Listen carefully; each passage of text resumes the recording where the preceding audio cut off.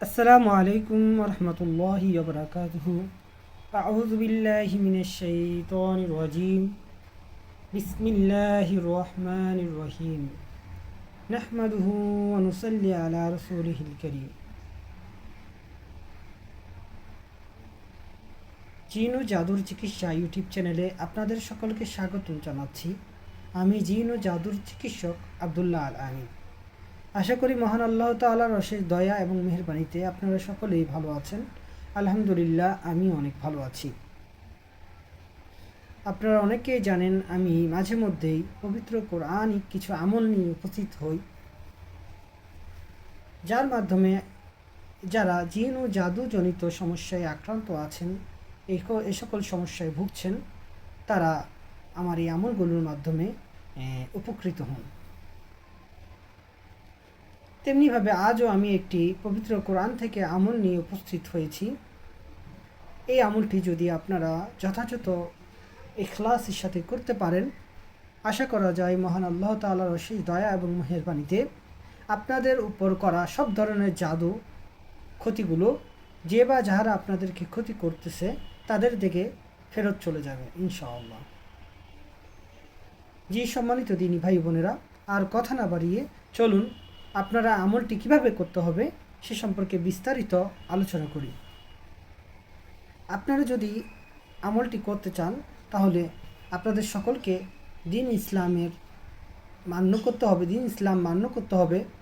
অর্থাৎ ইসলামের যে সকল ফরজ ইবাদত আছে সেগুলো করতে হবে, 5 ওয়াক্ত নামাজ পড়তে হবে, আর নিষিদ্ধ কাজ থেকে দূরে থাকতে হবে। যেমন ধরুন মিথ্যা, হিংসা, অহংকার, আরও যত ধরনের পাপ আছে, জেনা, ব্যভিচার, সুদ, ঘুষ, এই ধরনের পাপ থেকে বেঁচে থাকতে হবে। তবেই আপনি এই আমলগুলোর যথাযথ ফলাফল লাভ করতে পারবেন ইনশাআল্লাহ। কোনো ভাই যদি কোনো মুসলিম ভাই এই আমলটি করতে চান, তাহলে সর্বপ্রথম আপনাকে যেই দিন আমলটি আপনি করবেন সেই দিন ফজরের নামাজ জামাতের সহকারে আদায় করতে হবে। নামাজ আদায় করার পর আপনি 1 গ্লাস খাবার পানি নিয়ে একটি ঢাকনা নেবেন, যাতে পানিটি আপনি ঘুরে রাখতে পারেন। খাবার পানি নিয়ে আপনি একটি জায়নামাজ বিছিয়ে একটি কোরআন শরীফ নিয়ে সেখানে বসবেন এবং খাবার পানিটি আপনার পাশেই ঢাকনা দিয়ে ঘুরে রাখবেন। অতঃপর আপনি যদি কোনো মসনুন আমল থাকে সেগুলো আগে আদায় করে নেবেন। আপনার নিজস্ব কোনো আমল থাকে সেগুলো আদায় করে নেবেন।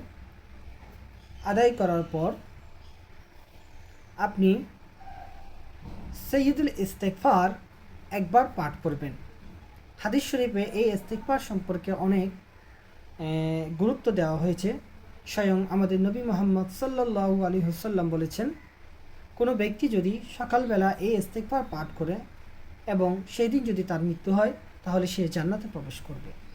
অতএব বুঝতেই পারছেন যে সৈয়দুল ইস্তেগফার কত গুরুত্বপূর্ণ একটি ইস্তেগফার।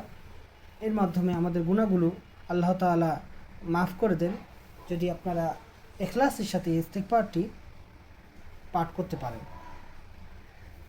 তাহলে সর্বপ্রথম আপনাকে পাঠ করতে হবে সৈয়দুল ইস্তেগফার।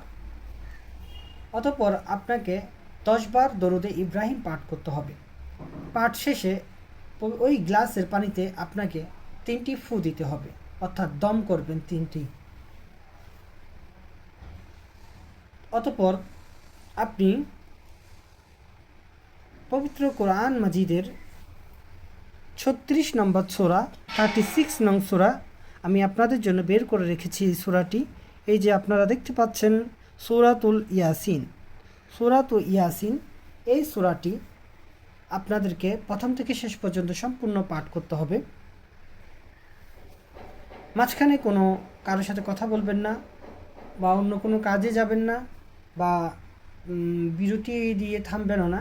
অর্থাৎ আপনাকে প্রথম থেকে এক বসাতেই সম্পূর্ণ সূরাটি পাঠ করতে হবে, প্রথম থেকে শেষ পর্যন্ত।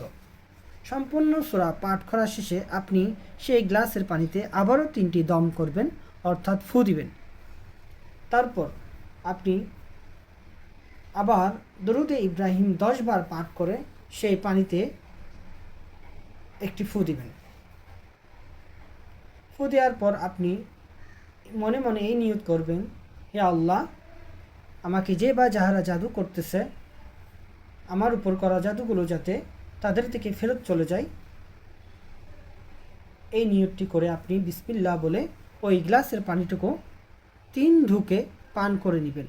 বসে 3 ঢুকে, অর্থাৎ 3 বারে, সাথে সাথে একবার সাথে খেয়ে নেবেন, কিন্তু 3 ঢুকে অল্প পরিমাণ খাবেন, একটু বিরতি দিবেন, আবার খাবেন, একটু বিরতি দিবেন, আবার খেয়ে নেবেন। 3 ঢুকে পানটি খেয়ে নেবেন।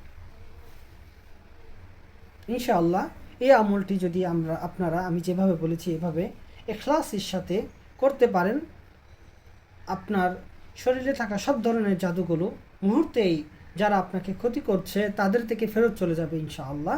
পাশাপাশি অচিরেই আপনি জাদু থেকে মুক্ত হওয়ার আশা করা যায় ইনশাআল্লাহ।